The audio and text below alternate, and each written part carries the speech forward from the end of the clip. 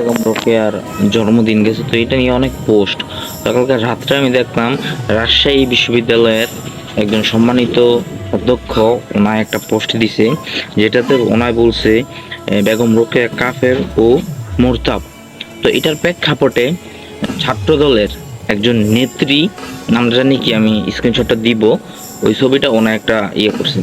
তো স্যারের কথাই স্যার, আমি ওনাকে যে আপনি কাফের বা মুরতাদ বলছেন এটার সাথে আমি একমত না স্যার, একদম একমত না। এই কাজটা আপনি মোটো মানে ঠিক করেন না।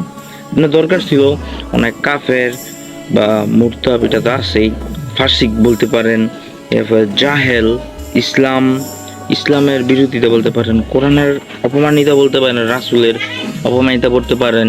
এরপর আপনি রাসূলকে মানে নবুয়তের এটা স্বীকার করে না।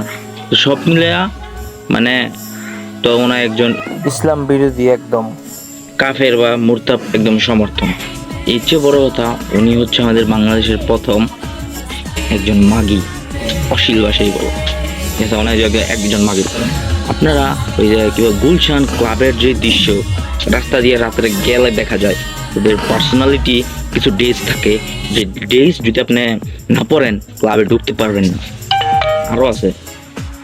আরো আছে যেমন আমাদের শিক্ষা ব্যবস্থায় অশ্লীলতা চলতেছে না, ডাইরেক্ট স্কুল কলেজ হইতেছে না, সংঘর্ষ হচ্ছে না, সব হইতেছে না, আমরা দেখতেছি না এভেলেবেল। ছাত্রীর সাথে শিক্ষকের সাথে ছাত্রীর সংঘর্ষ হচ্ছে, আর অনেক কিছু হচ্ছে। বড় বড় ইউনিভার্সিটি ভার্সিটিতে দেখা যায় তাদের কত অশ্লীলতা এটা প্রকাশ পায়, আমরা দেখছি প্রতিনিয়ত। তো ওনাই এইসবের একটা মানে হেরা যা পাপ আকাম কুকাম করতেছে, ঠিক আছে, এনজয় করতেছি আমি, কিন্তু এটা একটা ফাফের বাগি বেগম রোকেয়ার কবর দিতেছে বুঝছেন না? তো আমি আরো কিছু ফুটেজ দিয়ে দিব এই বড় বড় বিশ্ববিদ্যালয়ের যেসব অশ্লীলতাগুলো আছে, এগুলো আমি একটা ক্লিক আকারে দিয়ে দিচ্ছি, আপনারা একটু কষ্ট করে দেখবেন। নিজে কেন একটা কথা আমাকে বলতে পারি, কেন আমি ওনাকে আমাদের বাংলাদেশের প্রথম মাগি বললাম, কারণ মেন উৎপত্তি স্থলটা তো ওনায়, বুঝালে আমি পাপ যায় ওনার কান্দে। তো ঠিক আছে, স্যার একদম ঠিক করছে, আমি স্যারকে ফুললি অ্যাপ্রিসিয়েট করি, অনেকেই করছে।